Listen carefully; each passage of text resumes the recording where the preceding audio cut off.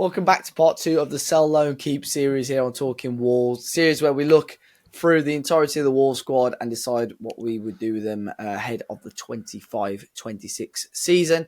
We're on to part 2 now, looking at the midfielders. If you haven't already, go and check out part 1 for an in-depth look at the goalkeepers and the defenders. And it's great to have Jord and Joe alongside me once again for this one. Chaps, we're going to jump into this one. Probably the shortest video out of the 3, just because of the lack of sort of midfielders as such. There's going to be a lot of forward players playing in the number 10s and obviously forward roles.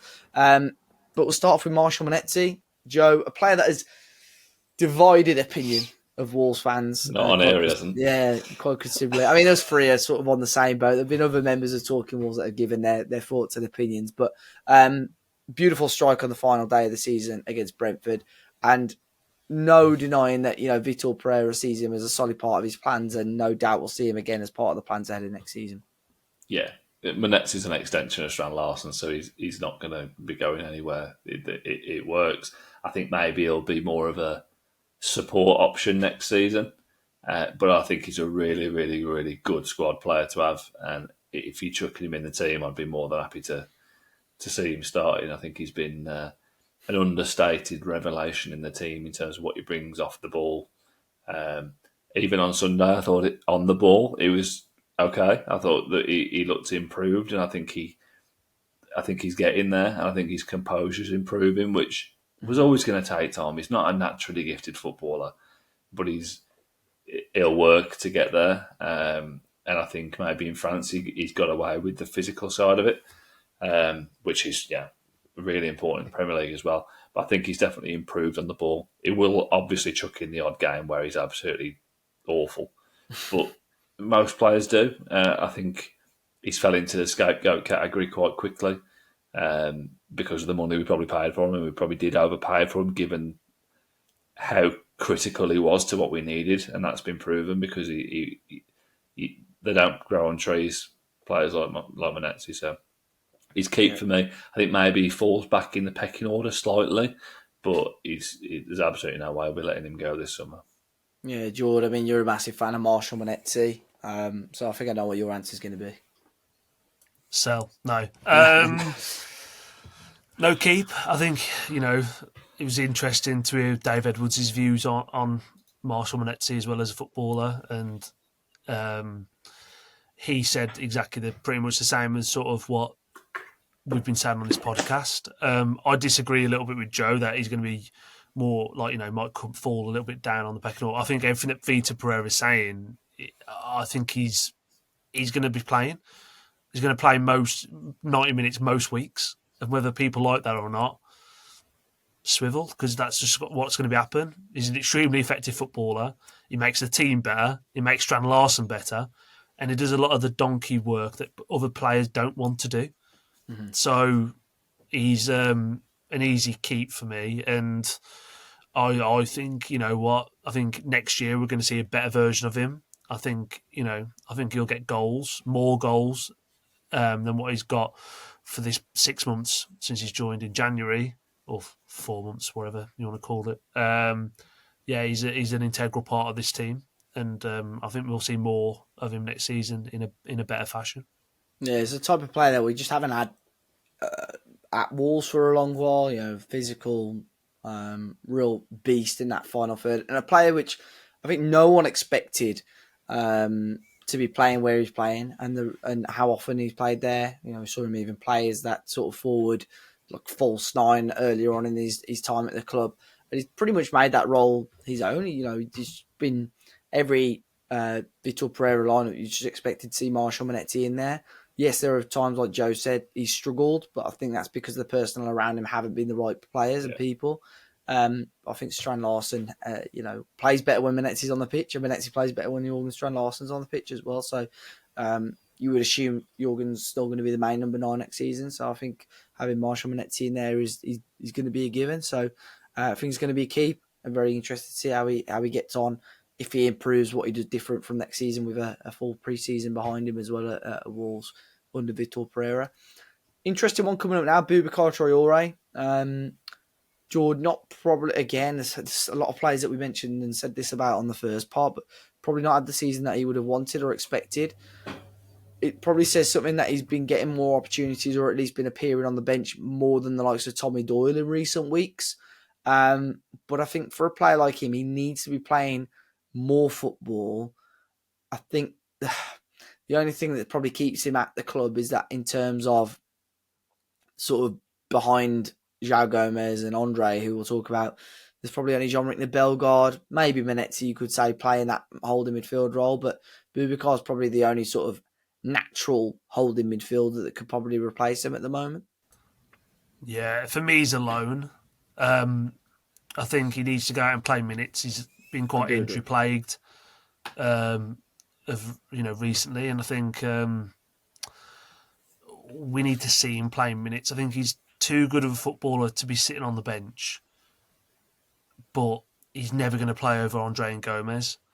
And I think so. For me, I think you've got to loan him, but there's a caveat really of you've almost got to sign someone who's comfortable playing second fiddle to those two, no matter what. And if Traore is happy to do that, fine. But we need to work out a way of getting him some rhythm in terms of minutes, because you can't just jump into Premier League football and think you're going to be playing at a high level, because you're just not. So I think there's got to be. It's a tricky situation.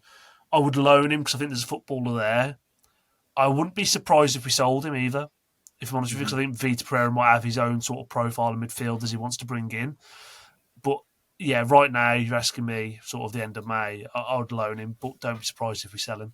I think loan makes sense, Joe, because the value of him probably isn't nowhere near of what it could be. There has been historically over the last year or so a lot of interest in him. Clubs in the Bundesliga, clubs back in France looking at him maybe.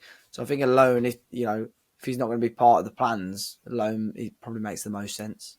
Yeah, I seem to remember Feyenoord being linked as well prior to his injury, which I think would have been a good move for him. I don't really think any of us or anyone at the club really knows what they're getting with Bubakar Traore at the moment, because he just hasn't had the minutes to be able to demonstrate it. So for me, I think he's worth keeping around long term. I agree with Jordan. Wouldn't surprise me if we did sell him. But I think a loan to a good level and get just a full season under his belt playing regular football is the bare minimum we need. Ideally, possibly in Europe, get some game time. But I think that what comes with that is a heavier load of games that he probably doesn't need. He just needs to get a solid league season under his belt, come back next season fresh, injury free. The jury's out in terms of his fitness record. I think his injury record is appalling. So, I think he needs a chance to prove himself and get some game time. So, loan for me. Remember last summer as well, I think he played against, he was heavily linked with a move away. I think that's when he was looking at maybe going to Feyenoord, and he picked up a nasty injury against Burnley in the Cup. I had a nasty injury up until really the end of Jan, so he couldn't really get a move then either. And has only played in one Premier League game for Wolves. He did play in the FA Cup against Bournemouth. He played the majority of the extra time. But yeah, he needs minutes next year. It's been a real poor season for him this year in terms of minutes. Even last year, if I quickly look at last year, I'm sure he would have played more football under Gary O'Neill. But this year, just really struggled to get game time. Last year under Gary O'Neill, to be fair, played 24 games. But again, albeit very rarely starting football matches. So he really needs to be starting football matches and getting some rhythm. So, yeah, I will say loan for that one as well. Joe, Andre, what a signing this has been. Phenomenal footballer. Wouldn't be surprised to see maybe some links to a move away. But as we speak right now, it's been very quiet, which, touch wood, it stays that way. But just a phenomenal footballer. And I'm sure, someone that we all know that we're extremely lucky to witness at Molineux. Yeah, I do wonder how and why he's playing for us, because I think he's a Real Madrid, PSG, whoever you want, number 6. He's at that level. The fact that he's not getting called up to the Brazil team is laughable. I think they're not a massive fan of a high number of number 6s in Brazil, because they'd rather have 12 number 10s in the squad and play 3 of them. But I think he's an absolute superstar, and I remember calling it when we signed him. It was an absolute nailed-on genius signing by Wolves to be able to get that out of the line at the fee that they did. I think 25 million ish. He's going to be a £60 million player when he goes. For me, I think he's a very, very rare in the style, because even I, as someone who watched him quite a lot, couldn't really comprehend how good he is at protecting the ball.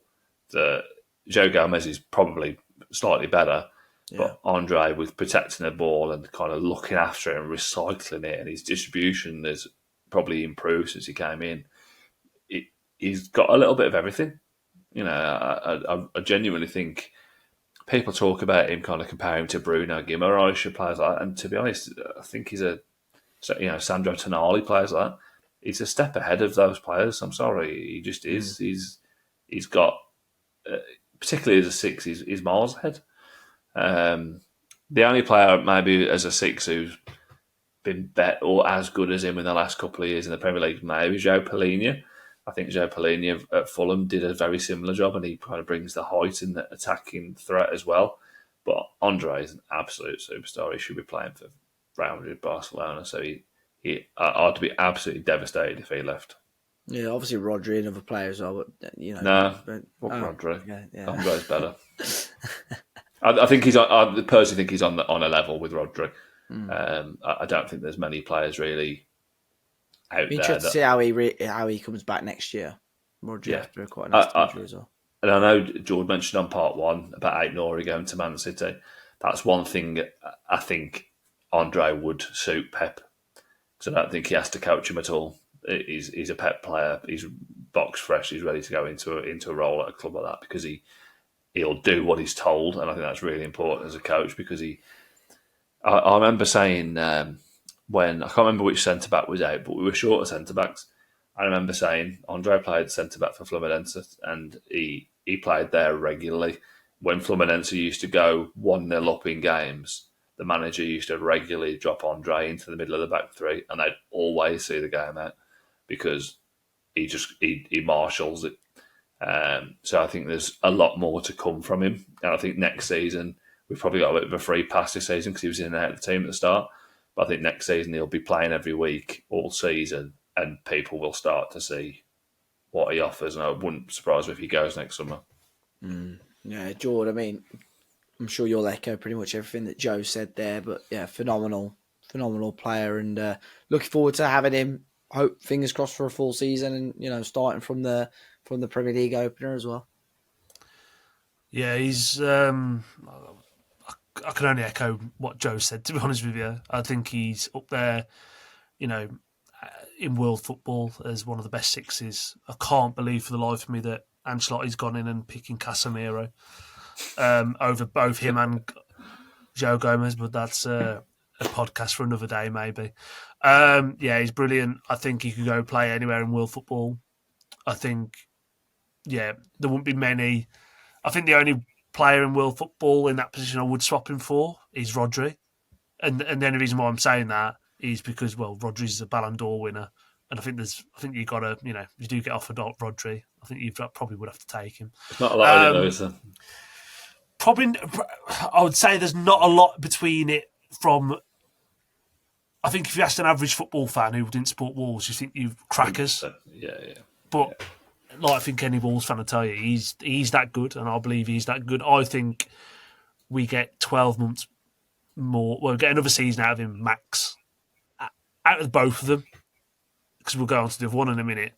And I think we've just got to cherish the fact that we're going to get to see both of them playing in tandem again together for another 12 months. And for the life of me, can never understand why Gary O'Neill couldn't see it when we can. I'm saying on this podcast all season, you're going to have to get rid of Lamina, because unfortunately he's just not as good as the other two. Kept trying to shoehorn it. And as soon as Pereira's come in, he's gone, right, I'm playing them two next to each other, and I don't have to think about my midfield for another 18 months. Yeah. It's as simple as that. He's brilliant. And like I say, hopefully we get through this summer with no one sniffing after him. And then, I think he'll go next summer. I think there's no doubt about it.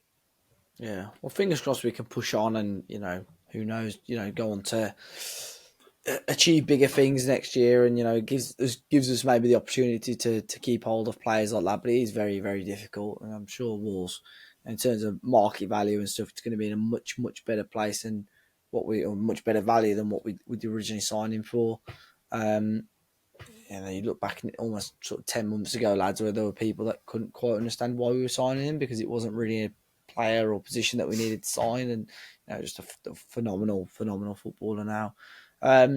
Jean-Ricner Bellegarde, Jord, again, a player who has been a real pleasant surprise for me this year. I think for me he's a keep due to his versatility. We've seen him play the holding role where he played really well in games such as the game against Villa, then played in further forward as one of the number 10s and such a pivotal role whilst Cunha was suspended. So Jean-Ricner Bellegarde has been a real pleasant surprise for me, and I think a player that's really kicked on, like many other players that we have discussed and will discuss under Vitor Pereira. Yeah, I'd keep him as well. I think I liked what I saw from him last season, and then got injured, and then he got sent off at Luton, and he was sort of in and out of the team, and then he's been a different player since Pereira's come in. I think it's simply because Pereira's come in, simplified his game, and I think he's better as one of those two holding midfielders, if I'm being honest with you, then in the number 10. But even when he moved further up the pitch to play alongside Strand Larsen and Manetsi, I think that, and I know we said it on the podcast, that those three as a front three was more effective as when Cunha's in there. I think we look like a better team with those three there. So I think Bellegarde next season, look, we are going to sign a Cunha replacement. It's going to happen. But I wouldn't be averse to seeing those three starting at the start of the season, because I think actually some of our best football under Pereira has been with those three playing together. And look, I think people are writing him off. I think fair enough as well. Sometimes I think people come for unfair criticism. I actually think some of it was warranted. But I think as soon as Pereira's come in, simplified his game and probably put an arm around his shoulder, because I think he was a little bit lost under O'Neill, and a lot of players were. He's a real talent, and I think I want to see more of him, but it comes back to that point of I don't quite know where, because he's probably again going to fall under the premise of, because he can do a few jobs quite well, adequately, he's probably going to be seen as a bit of a utility man. But I think he's a good player to have in and around the squad, and I hope he starts more games next season. Yeah, I think the quality was probably always there, Joe, but we've just not seen it enough in a Wolves shirt. And now he's been given that bit of confidence, and he showed that a lot more on the pitch. He even got a Premier League Player of the Month nomination this year, which is fantastic. But yeah, a player that's really, really improved. Again, this time last year, I haven't watched the video back last year, but it wouldn't surprise me to see us maybe mention a loan or sell of Jean-Ricner Bellegarde. But it's completely changed this year because he's had a real productive season. Yeah, he's been a breath of fresh air. I think again the way he plays, the way he likes to carry the ball, he can pass the ball, he can carry it, he can defend, he can go box to box, he can play wide, he can play central, he can get to the byline. He's got a little bit of everything. I think he's probably a 7 out of 10 in everything. I don't think he's incredible at anything, but he's half decent at everything. I think anyone who can play in that defensive midfield position as a 10, as an 8, as a winger. He played at Strasbourg as a kind of 1 or 2 10s, which is effectively what he was playing when he had that really good run, when he got nominated for Player of the Month. So I think that's his position. I think, as George says, we'll sign someone to replace Cunha, but I think whoever comes in will have Bellegarde right up the backside. I think he'll be right there. I think he's a player that Vitor likes. I think you can see when managers come in, if they start to rely on certain players, that's the sign that it's almost like that comfort blanket that they need these players in the team. And there was a period, especially when Cunha was out, I agree with Jord, we looked a more coherent unit without Cunha in the team. And we said this at the time. I don't think this is kind of biased now with Cunha on the way out the door, but we did look a more cohesive team. Strand Larsen, Manetsi and Bellegarde looked more cohesive. It gave Aït-Nouri the opportunity to go up and down a little bit more and almost own that left side. So I wouldn't be averse to Bellegarde being our starting option, if I'm honest, to start with next season. If we go and sign someone to replace Cunha, they're going to have to be a bloody good option to go straight into that position, I think. Yeah, no, definitely. It's really good season for Jean-Ricner Bellegarde. Joao Gomes, though, Joe, I mean, very similar to the Andre situation. This has been a really good year for him. He's really kicked on the things that, I mean, he was great last year, but the things that maybe he wasn't so good at, I think he's really improved this year. You saw the last couple of games of the season, all throughout the season, to be honest, actually. Just his ability on the ball has been a lot better.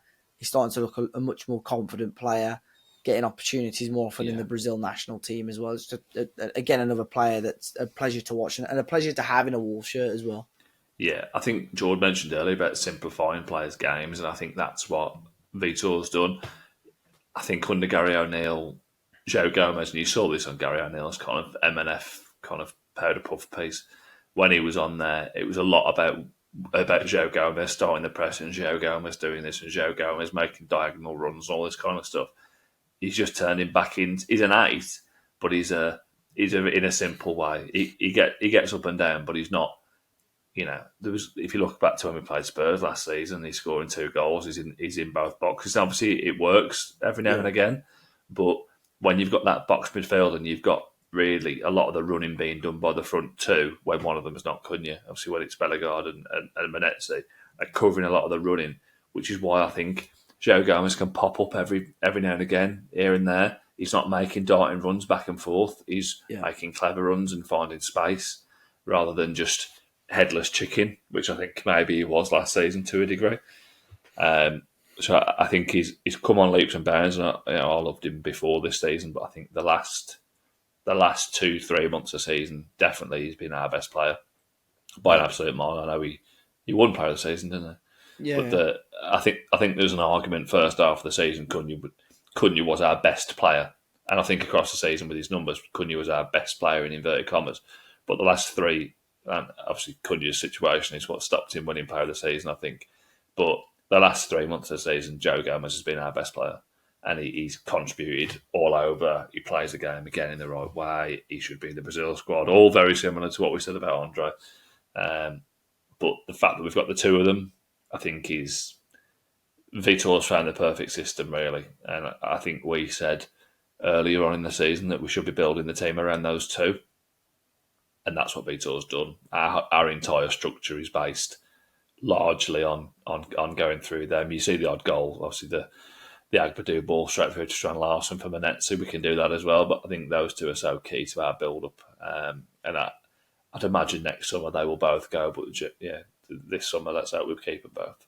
Yeah, I think Wolves will probably try their very hardest. That there's a situation where both of them don't leave in the same window. It could easily happen, of course, but they'll be hoping to hold on to them for longer. As long as they can, Jord. But yeah, like Joe said, great season for Joao Gomes. Really, really kicked on. Like I said on the end of season podcast, if I'm being really nitpicking, wanting to maybe try and add a couple more goal contributions to his game throughout the season. But in terms of his ability, his quality on the ball, how good he is in what Vitor wants him to do, I think it's been a real good season for Joao Gomes. Yeah, I think the biggest credit you can give to him when you talk about him is I think he's improved massively this season on the season before. And the season before, I thought he was a phenomenal footballer. For me, I know sort of Dave Edwards disagreed a little bit with, not necessarily when it comes to the captaincy choice around him, having it just from, maybe being a bit too emotional, perhaps. I think he's the standout choice for me because I just think he's epitomises everything I want in a Wolves player. Tenacity, passion, drive, get stuck in. I think he represents the club and sort of what Wolves are as a city. In a player, I think that's exactly who I'd want to be my captain. So, yeah, look, I think, again, an unbelievable footballer. I think we get another 12 months out of both Andre and Gomes purely on the basis of it's World Cup year and they want to be playing regular football in a team where fans adore them, manager adores them, It's their best chance of getting into that squad. And I know we just laughed in jest about who Carlo Ancelotti's picking at the moment. I think that's purely just to make sure they qualify. And then Carlo Ancelotti's not going to be able to overlook both of these. He might not take both of them, which again I think would be a mistake, but he'll definitely take at least one of them. No, definitely. But no, been a good year. Looking forward to next season with, fingers crossed, both of them holding again.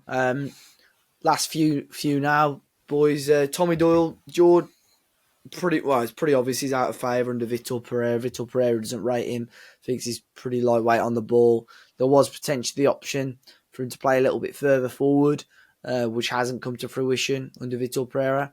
Had some okay moments this year. Yeah, I mean the standout one was the providing the assist pretty much for the equaliser against Brighton. But other than that, just not been the campaign that Tommy Doyle would have wanted, to be honest. I think the big talking point with this would be if you were to sell him, the sell-on fee that Manchester City have got, which for me probably points this in the direction of a loan deal, Jord. Yeah, I feel sorry for Tommy Doyle a little bit because I think Tommy Doyle's a very good technical footballer. I think Tommy Doyle comes across as a really good bloke as well. What things you see and how he comes across. It's just unfortunate that he's just not fancied and he's just not going to play in front of them two. And there's no disgrace for saying that. He's just not. So I think personally for me, I think from the club's perspective, selfishly, you'd want to loan him because you almost feel there is a player there. And it's almost a safety net that if and when one of those or both of those move on, you've still got someone of Tommy Doyle's ilk who, tidy footballer, would do a job, and you wouldn't want to lose him because I know Joe mentioned it earlier about, I can't remember which player said, Hugo Bueno, about one that could get away. I think Tommy Doyle could be one that gets away. Not in a way I think he's going to all of a sudden go on this massive trajectory and be like an absolute superstar footballer. But I think he could go away and I think he could quite easily have a good Premier League career and be very solid at that. So, I mean, selfishly I'd loan it, but I think for Tommy Doyle needs to be sold. I think Tommy Doyle needs to go and go and play football regularly and be the main man. I think the horrible thing for Tommy Doyle, I've said it a few times in this podcast, is if Sheffield United came up, Chris Wilder would have been coming straight for him and probably give us 10 million quid and we'd take it and we'd all move on and be happy about it. The fact they haven't got promoted now, that makes that deal more difficult for Sheffield United. He's obviously going to have other suitors. Like I say, he's a good footballer, homegrown, but he's just not going to play over those two, unfortunately. Yeah. So, yeah, I've from a Wolves perspective, loan him. I think for Tommy Doyle, he needs to be sold. Do you think a top-end championship loan, Joe, for a team, chasing playoffs or promotion would work for him, or do you think he's better suited for a Premier League gig? I think a full season of the championship probably wouldn't be the end of the world for him, to be honest. I don't think it'd be the end of the world. I think he's a Premier League footballer. I think he walks into any of those three promoted teams. I think Leeds have got a decent midfield, but I think we said a few months ago, again, I can see Tommy Doyle playing for Leeds. I can just see it. I'd be leaning towards loan, as George says. I don't think we want to lose him. I think if he did have a good season, he seems like the right type of lad where if he was contracted to Wolves, he had 2 years left on his deal, and he was available to play, he'd always be available to play. He's always going to be an option. He's not a down tools type, I don't think. So, yeah, I'd loan him out. I don't think we're in a position really where we can be loaning him to a Premier League team because we're strengthening what is effectively a rival, at least for the first half of the season before they all get relegated. So I can see him playing on the continent. Genuinely, I can see him going abroad and maybe doing. I know he's close with Angel Gomes. I know he's played with Angel Gomes before. He's played with Angel Gomes coming through a lot of the youth setups. I think maybe he's a similar-ish type of player, although he's better on the ball than Angel Gomes is. So I can, don't know anything, but I can see that being an option, and I can see him, I can see him being a player that adds something to someone out, maybe in France or maybe in Italy, maybe, because I think he is that archetypal Italian midfielder. He reminds me of Verratti actually quite a lot in the way that he plays.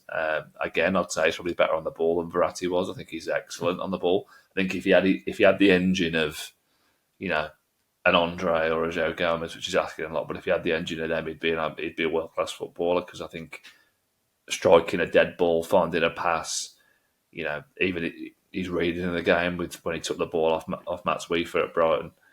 I think that there's a real top level footballer there.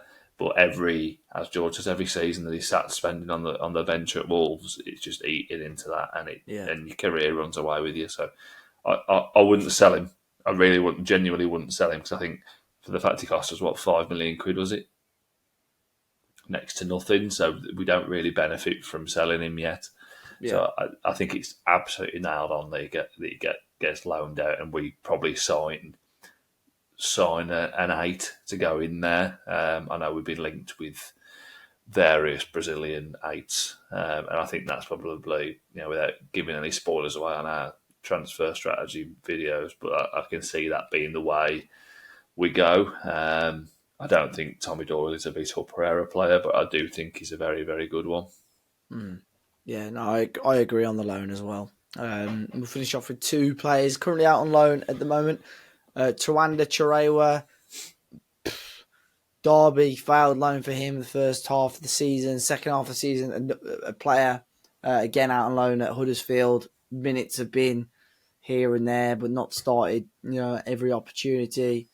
Joe, I think Tawanda's probably got another chance of a loan, because obviously the season before was in and around the Wolves first team, didn't have a huge amount of men's first team football. This year hasn't been great for him. So I think next season probably another loan, but the club have really got to get it right for me, I think, and make sure he's got a team that's going to be giving him much more first team football. Yeah, he's got to drop to League One again. He's got to play regular minutes down there. I think there's a footballer in there. Again, similar to Alfie Pond, I don't think he's ever going to be a Premier League player, but I think he can be a solid Championship player. I've seen much worse players play for us in the Championship, to be honest. And I don't know if anyone's told Puma that he's not been playing any games, but he keeps rinsing Puma for boot deals by the look of it. But on the look of his Instagram, he's absolutely all over it. So I don't have any preference on sell or loan, because I don't think he's ever going to be a player that ever features regularly for us, or that we'll ever make any money on by selling him. I don't think he's got any value whatsoever when it comes to significant fees. So I think from his perspective, he needs to be playing games. There's potential maybe League One might even be above him at this point, which I know sounds harsh, but obviously he's not been playing regularly for Huddersfield, or as regularly as maybe we would have hoped. So I think the jury's out at the moment. But yeah, if I had to commit to something, I'd say sell. Oh well, okay, yeah. I mean, I'd probably go loan, Jord. I don't know about you. I'd probably sell him as well. One of my mates is a Derby season ticket holder, and he said he's one of the worst players to ever play for Derby. And yeah, I think he played for us last season because more so a needs must, because everyone was injured or suspended in and around that spell and time, and it was hard for me to judge on last season because I didn't really see it. I know a few people liked him. I don't dislike him. I think he's a tidy footballer, but he never wowed me at any point. I thought, oh wow, okay, this guy's got something that's going to be able to play at that level. And the fact that speaks volumes to me that you go to a team that is struggling in the Championship and you can't even get a kick there, and then you go, right, okay, well, you go down to League One and you're not really getting a kick there either. There's something not quite right, or something gone wrong along the line there. So I just cut your losses in a way of, if someone wants to give us a nominal fee for him, fine. Does a loan really benefit us? I understand he could go and have a good season. We might go and pick up £500,000 for him. But tried that twice, haven't we? Yeah, and if he comes back and plays Premier League 2 for the... He's got a great record at Wolves 21s, to be fair. 7 goals in 12 games for the 21s. Yeah, it's just... maybe he comes back and does that. But I think, I don't know. There's something obviously clearly gone wrong because you'd have thought he'd have played minutes at Derby, the way they were in the league for a large part of last season. Yeah. Then you drop down to Huddersfield and you're still not getting regular football. I think I don't know, he did have an injury. He did have an injury, I think, early part of the season. So he was out at Derby. He was pretty much out for 3/4 of his time there. Did get minutes when he played. When he was fit. Sorry, but again, never a starter. And no surprise. They cut it short. If they were desperate to keep him second half of the season, they would have kept him. Yeah, if they saw anything that could have got him out of trouble, they'd have kept him surely. Yeah. So there's obviously a reason why And they just cut it short. Huddersfield played pretty regularly up until the last 5 games, where he wasn't even in the squad for 3 of them. So, interesting. Be interested to see what happens. Although Huddersfield did lose all the games that he wasn't in. So, there you go. We're going with selling. And another player also at Huddersfield is Joe Hodge. Again, really struggling to start football matches. I think this one, the time for Joe Hodge is probably up. I think this is a sell. Yeah, not going to be a Wolves first team. I don't think. No, I think if we're arguing about whether Tommy Doyle gets sold or not, Joe Hodge isn't really in the conversation, is he? Unfortunately not, no. Yeah. Well, again, it goes back to him going to Huddersfield because I know like last season, the season before, there's Wolves fans who liked him and thought, he could maybe have a bit of a career here. I just never saw it at any point. And I'll go back to it at Huddersfield now with Joe Hodge. If you can't play minutes over like a 35-year-old Jonathan Hogg. Yeah, retiring Jonathan Hogg, who was I shouldn't say shit, he's had a better footballing career than I could ever wish for. A mediocre footballer, let's just say. If you can't play minutes over him with your background and profile of being a Man City graduate, something's gone massively wrong there as well. So I just think, wish him all the best, but it ain't going to be at Wolves. Yeah. He's had a decent chunk of this, Joe Hodge. I think it's been a fairly productive loan move for him. Played, he has started a decent number of games, but again, earlier on in the season had a nasty injury. I think that's held him back a lot over the last couple of years as well. And QPR, he had good minutes as well, didn't he? And scored a few goals there and there. Yeah. But I think, again, Joe, like you've said about a couple of the other players, good football league career, I think, ahead of him, but just not any useful Wolves really at the Premier League level currently, to be honest. So that, I think, is all, guys, for the Midfielders edition of the Sell Loan Keep series. Thanks again to Joe and George for joining me on this one. We'll be back very soon with part 3, where we look at the attackers. Loads of players to look through on that one. So as always, hit the like button down below, subscribe to the channel as well. Let us know your thoughts on the players that we've discussed in today's video. And until next time, I'll catch you on the next one.